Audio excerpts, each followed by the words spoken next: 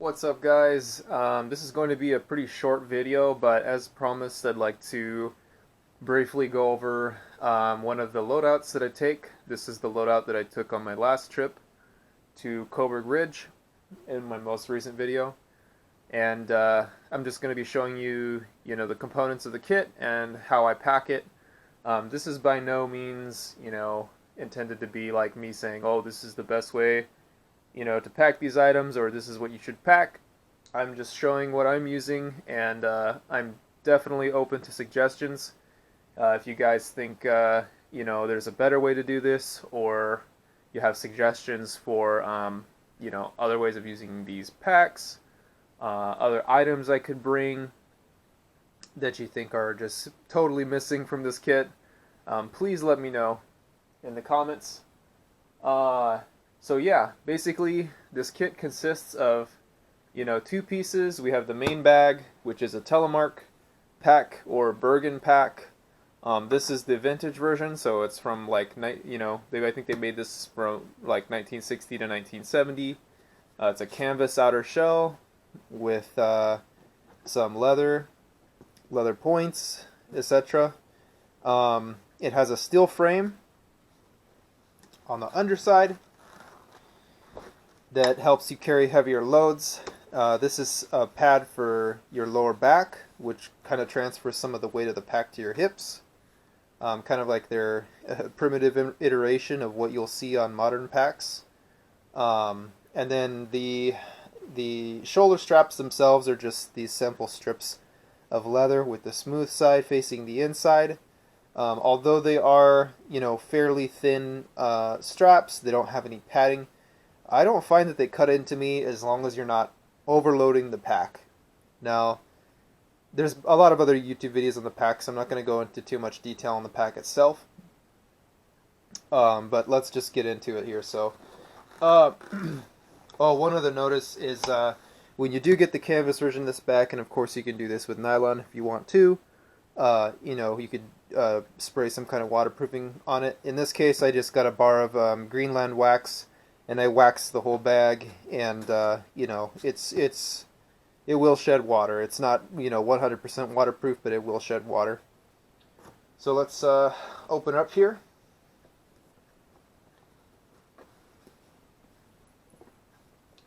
These straps also function as a compressor, and they also help lift the weight of the pack up towards higher on your back. As you tighten these down, you can see it kind of lifts the load up.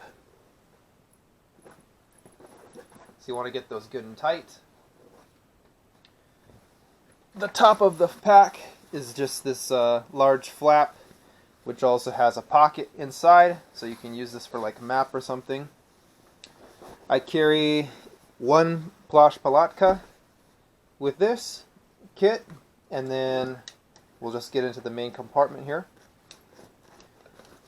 I try to keep the heavier items towards the top, higher up on my back. I don't know how effective that is with this particular pack, but that's just what I try to do with my experience with external frames. So here I have my mess kit. This is just like a Hungarian mess kit. It's kind of like a clone of the German one. I think this is an East German mess kit. Doesn't have any nesting cups or anything like that in it. But all of my food is in here, except for my snacks, which are in my my Haversack, if you will. But really, it's just a gas mask bag from the Vietnam War era. Inside this kit, I usually can fit 4 MRE components, so not the MRE meals themselves, but the components. So I usually carry 4 of those, and then I also have room for a fork and a little sachet of coffee mixed with some sugar and things like that. Then we have this is just like a sterno stove. You're supposed to use it with a sterno canister. In this case, I just use it as a rocket stove. You can feed it with some small sticks, etc. We've got our footprint, just a tarp small tarp for the inside of the lavvu. This usually covers half of it. This is a sleeping pad that I got from Costco, just an inflatable sleeping pad. There's also a pillow in here, but I tend not to use the pillow. I probably could have left that behind for this one. This is a dry bag filled with extra socks, underwear, as well as long johns top and bottom for extra layers at night. And also if I'm going to be an extended stay, I like to have a change of socks and underwear.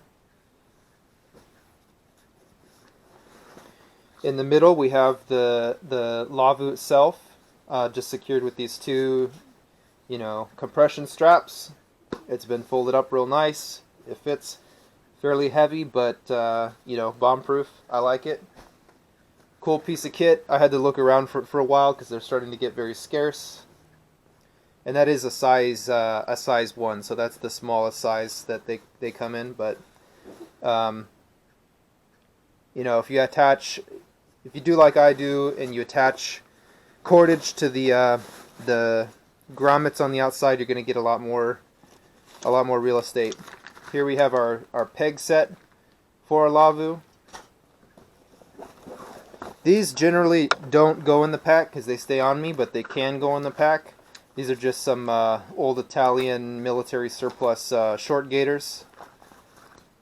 Also made out of canvas. Nice to have, especially in Oregon.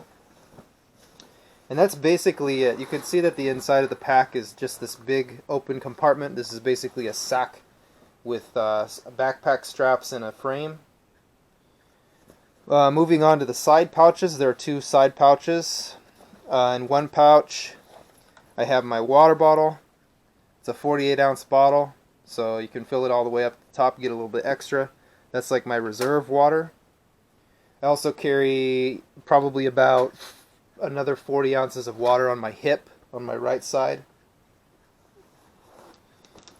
In these side channels here, you can fit an axe because this goes all the way through. These are meant for skis.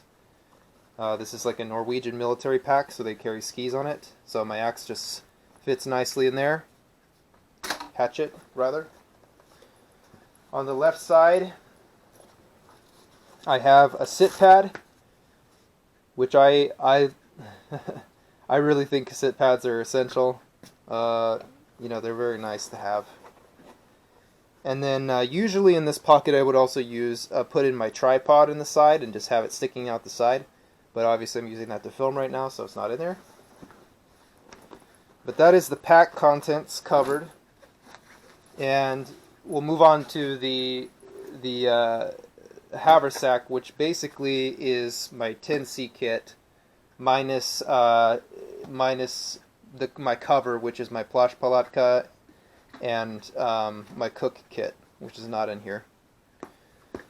So this is a 10C kit with some extra redundancies, but we have a knife, flashlight, I've got a beanie in here, thin gloves,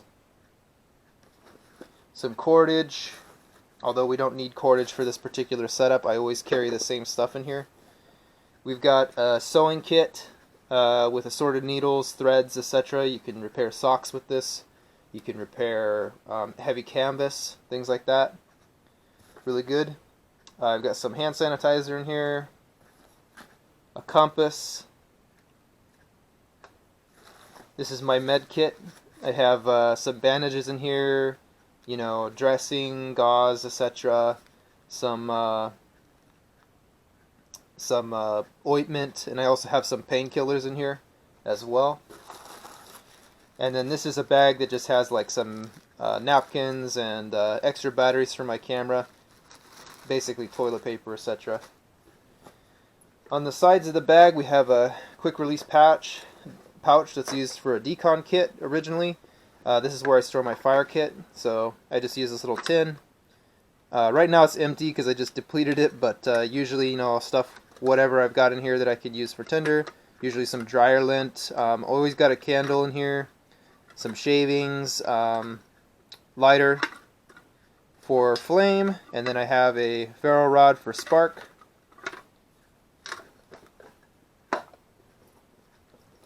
On the side here, I have a small pocket for hand warmers. Right now I only have one in here. This is a toe warmer, but I use it as a hand warmer too. Either way, you know, just toss it in your sleeping bag at the end of the night. Give you a little extra comfort. And then generally in this pocket would have something extra. In this case, I don't have anything in here right now. But that's basically it. Of course, in the sleeping bag, we have a sleeping bag liner inside. And, yeah, I don't usually mess with the pillow. I just use my jacket as my pillow. But that's everything. That's everything I took with me. You know, minus the food, which, as I said, it's just four MRE components and some coffee. And that's it. So, let me know what you guys think. If you think this kid is missing anything, you know, anything like egregious that's missing, let me know. You know, if you know anything about these packs, feel free to drop a comment as well. I really, really like the style of this pack. I've seen a lot of people do reproductions of this same style. I know it can be a little bit uncomfortable. Originally they were packing them with like anywhere from like 50 to 80 pounds with a full load. I think that this would definitely be an uncomfortable pack with that kind of load, but for 35 pounds, which is what all this comes to, well, minus what was in the Haversack, you know, that's not too bad. This was actually very comfortable hiking. So, thanks for watching.